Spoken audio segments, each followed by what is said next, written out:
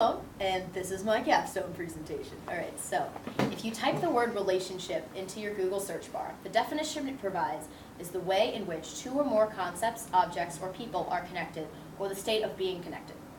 There are all sorts of different relationships.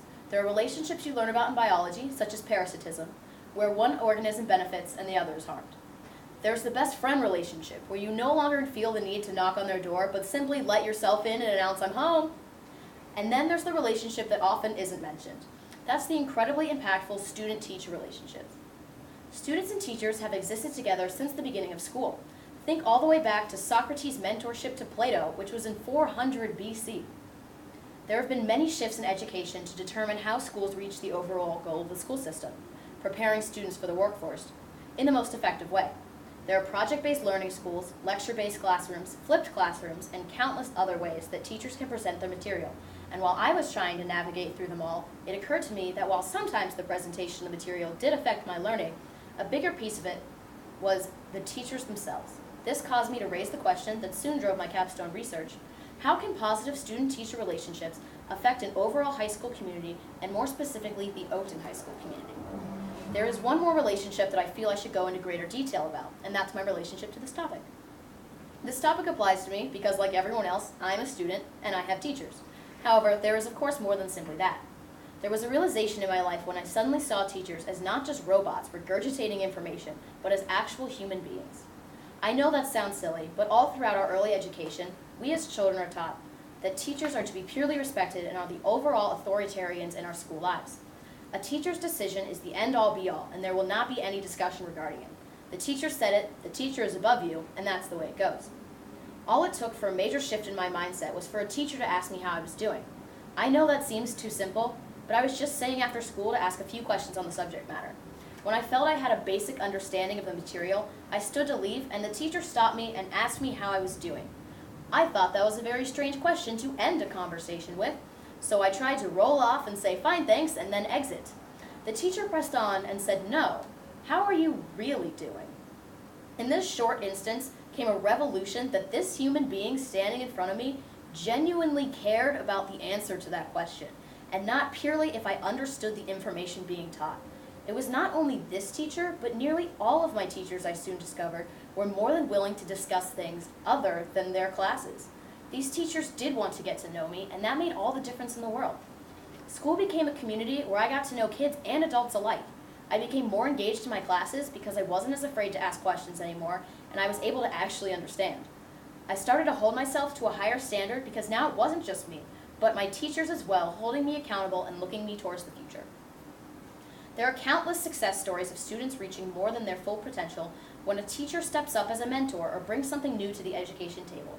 In the mid-70s, Garfield High School in Los Angeles was filled with students known mostly for drugs and violence.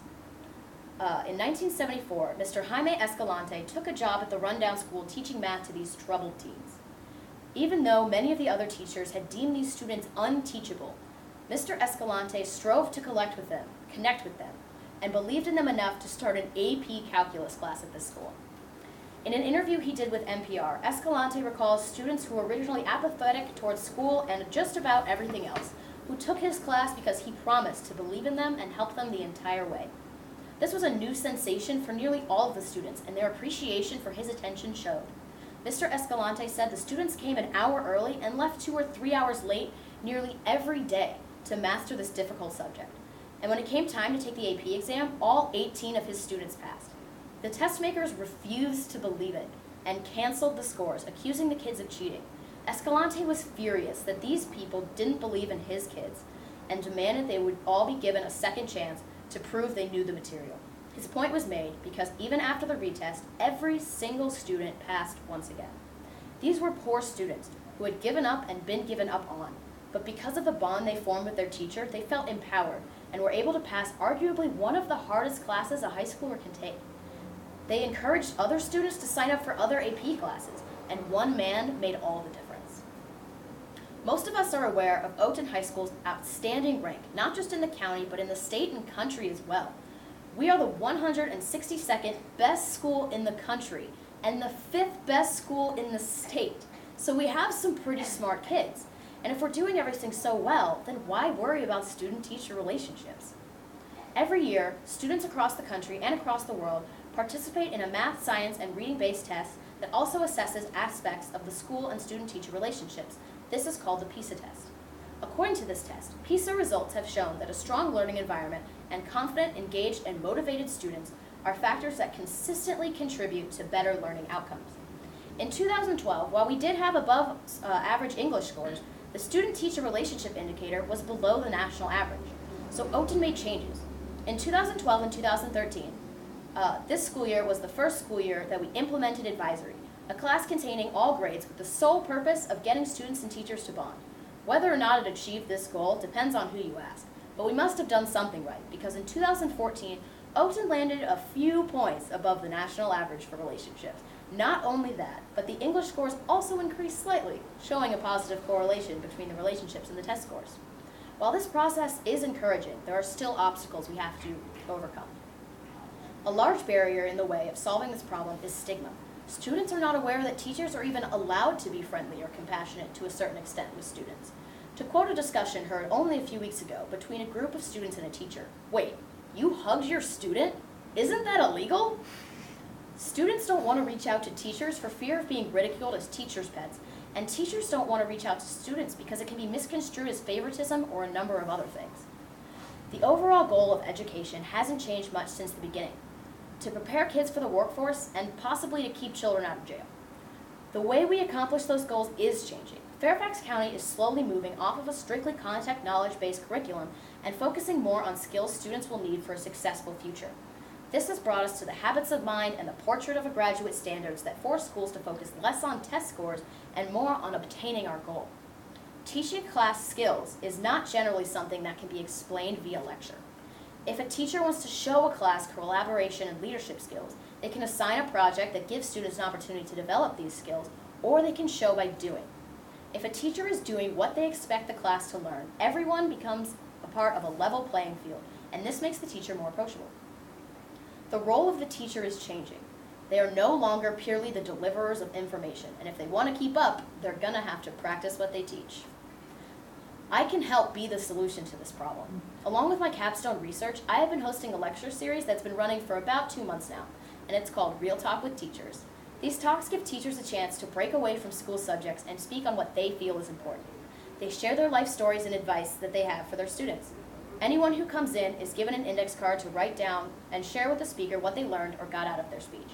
It gives teachers an opportunity to share a part of them that they don't normally get to, and it allows students to learn something about their teachers, with the hopes that they will find something they have in common and not be afraid to start a conversation. I feel it helps soften the image of teachers. I'm getting feedback on these cards saying things like, "I'm going to go talk to this teacher now," or "I realize I love the people here." And the one that really hits the nail on the head: you may not know it, but a teacher can change your life. I love what this project is doing for people, and I don't plan on stopping here. Over the course of my capstone, I figured out one sure way to ensure that at least a handful of students have a teacher who is completely dedicated to forming a relationship with them, and that's by becoming a teacher myself. I'm incredibly thankful for this opportunity, and that one day I can hopefully give my own real talk and remind everyone to treat every day like it's Teacher Appreciation Day. Thank you.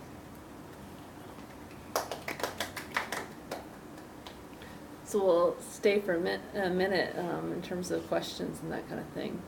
Any questions, Ms. Pennington? You go first. I'm like formulating. That was a lot. How did you choose what topics to host or teachers to host in the Real Talk with Teachers series? So I am in Journalism 1, and as part, we are supposed to go around and ask questions. So I went around and said, "I have a journalism question," and asked if a teacher was going to give a lecture on absolutely any topic that was going to make you feel better, that was going to benefit you. Either it inspired you, it made you better off for the future, or it simply made teachers less scary and more approachable. I have that down. I can say that really fast. What would you want them to talk about? And we got so many answers. We interviewed about, I think it was 175 students, asking anything they wanted. The ones that got the most people said things like relatable stories. They want to know that it's gonna be okay. We want to talk about things like mental illness or things that people don't generally talk about. We want to know about how you decided you wanted to be a teacher. A lot of people said, "I want someone to show me how to do taxes because I don't know how." We don't have a real talk on that, but that was one that came up a lot. So that was, for the most part, how we felt it out, and then we made, we, being me and the people who are helping me. So there was a list made of topics that students had chosen, and then I was able to pass them out to all the teachers who were interested in speaking, and they got to pick one and then let me know which one they wanted to do. Great. Or kind of shift it to their own. Thank you. Yeah, of course. I don't remember, what are you planning on doing with this in the future? Have you thought about that? So I am currently doing the Real Talk with Teachers, which I did as, I guess I kind of just jumped the gun because people were saying, well, if you wait till senior year, it can count. And I was like, but I want to do it right now because I'm really passionate about it right now. And I will continue to be because I think it's something really important. And just by seeing all the feedback that we're getting, it's impacting people, which feels pretty cool. So I would like to continue it. And if possible, I would love to explain it to a faculty meeting and say this is what we did. We have a website now. They're all up online. You can watch them. That would be really cool. Also, if we could share it with another school and try to start a program at a different school, like just a neighboring, like South Lakes or Chantilly or wherever, that I think would be a good way to expand it. But also I feel like just continuing Real Talk into the next year, because there's a lot of teachers who are like, well, why didn't I hear about this? Why did I not get chosen? Sorry. I don't have every teacher in the building, so I went to the teachers that I knew or teachers who came hearing about it first, knowing that they wanted to do one. And so I think it would just give more teachers an opportunity to share what they have to say, because everyone has a story. Great. You know, one of the ways that you described like some purpose